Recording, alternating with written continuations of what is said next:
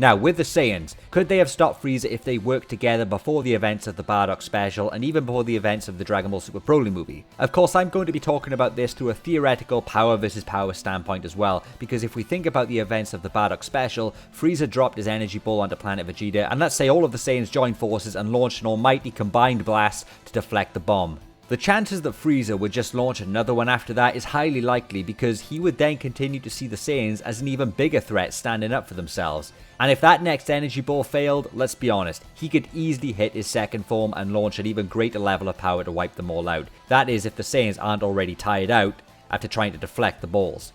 That's how Frieza rolls. He destroys everything around him, including planets, and he can live in space. It's a cop-out, but there you go, it's Frieza.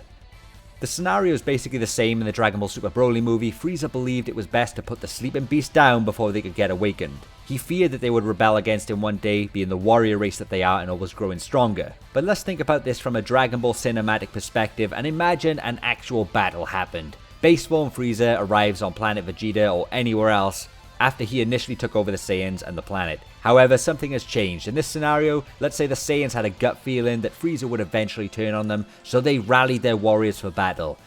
Now, we have to remember, the majority of these Saiyans could said to be under the 10,000 mark in terms of power. I remember in the Broly movie, the Saiyans who were targeting Frieza were detected to have power levels of 2,000, which caught Frieza's eye. So let's imagine a perfect scenario. Pretty much a whole army of Saiyans surrounded Frieza on some other planet, lured him in, and there's a full moon. They all transform, so we have base form Frieza versus hundreds of great apes with battle powers ranging between 20,000 to 100,000. Heck, even put Vegeta and his father amongst them too, and we have some pretty extra beefy power levels to cause damage.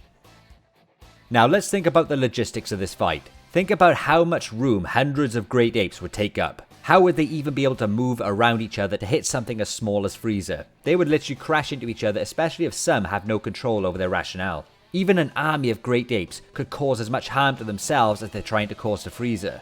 Now with Frieza, being in full control of his senses, still has an extremely high power in his base form, over 500,000, which is truly above any great ape. Combine that with his speed, this guy will outmove all of those great apes, fly high above them, cause damage, and will probably be swift enough to death beam each of them one by one in a matter of seconds, because he's nearly 10 times stronger than most of them. Just look how well Goku did against Berta and Jace in his base form. Not only that, his energy balls would probably be strong enough to cause serious damage to most of them in groups. I don't think I see any Oozaru being able to jump up high and hit a super nimble Frieza, if I'm honest. It would be like an ascended Trunks versus Perfect Cell, probably much worse than that. In terms of raw power, sure, the apes collectively have the edge here unless Frieza is in his final form. Think about it, an average great ape, let's say is 20,000. Multiply that by, heck, let's say 1,000 apes, and we only come to 20 million, and that's not even 50% final form Frieza. And that's collectively with the great apes if they all work together, which is not going to happen, guys, let's be honest. They're going crazy. And another problem is these Saiyans are not going to be as in tune as someone like Android 17 and 18 working together. In their great ape forms, all they want to do is crush the enemy. Or probably fight it out amongst themselves because they're barbaric. Now, let's say Frieza went into his second form. That alone would be enough to kill all of the apes one by one anyway. Third form would be an overkill. No ape would be able to touch him, and if Frieza is crafty enough to fly up high or hide or transform to full power, this guy is winning in battle situations. Heck, Frieza is smart, he would probably destroy the moon anyway, reverting the great apes back unless Vegeta or someone else used the artificial moon, which Frieza again would destroy that anyway with his lightning speed. Frieza would have no need to use his army in this fight either.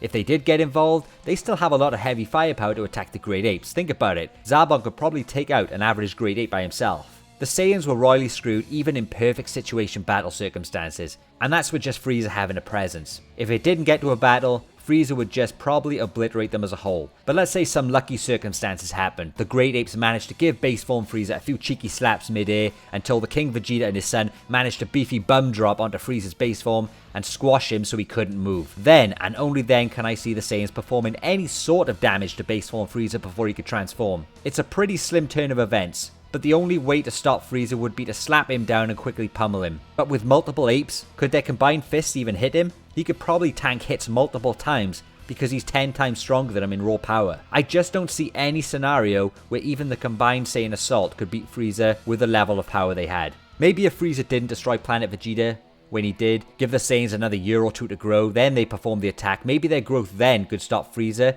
but they would all have to be in on the deal, together. They would have to be motivated enough, all of them, to stand up to the tyrant and not be scared. Which leads me to the other main reason why the Saiyans didn't rebel sooner, or couldn't, and that's fear. If we remember the Bardock special, most Saiyans didn't believe Bardock, and if you took any individual Saiyan out, they would obviously be submissive to Frieza's reign, because they feared him in terms of power. So they were probably too scared individually to stand up for themselves, and Bardock was not persuasive enough to bring them all to their senses in time, unless all Saiyans at the exact same time came to their senses and decided, we are going to do this. Otherwise there would be no fighting chance at all, because it's an instinct. To see a tyrant of that power and being powerless to stop him, a handful of Saiyans are not going to make a difference. You literally need a speech from Mel Gibson from Braveheart to stay in the fight, and a lot more. And it would always be solid for Saiyans to plot any sort of rebel against Frieza anyway, think about it. The scouters they had always transmitted to Frieza, and I'm sure the Frieza Force always had their eyes on the Saiyans anyway, wherever they go. But I just want to know your thoughts, guys. Do you think if the Saiyans plotted against Frieza back in the day, and in the perfect circumstances with a full moon, loads of great apes, could the Saiyans have had a fighting chance, or was Frieza always in control? I remember Frieza wiped the floor with King Vegeta's assault in Dragon Ball Z, and I remember him blitzing multiple sniper power levels of 2000 with ease in the Broly movie. I personally feel the Saiyans were screwed no matter how much you look at it, no matter which way we look at it. They would all have to be Super Saiyans to even stand a chance. Thanks for tuning in, scholars, and I'll see you in the next dimension.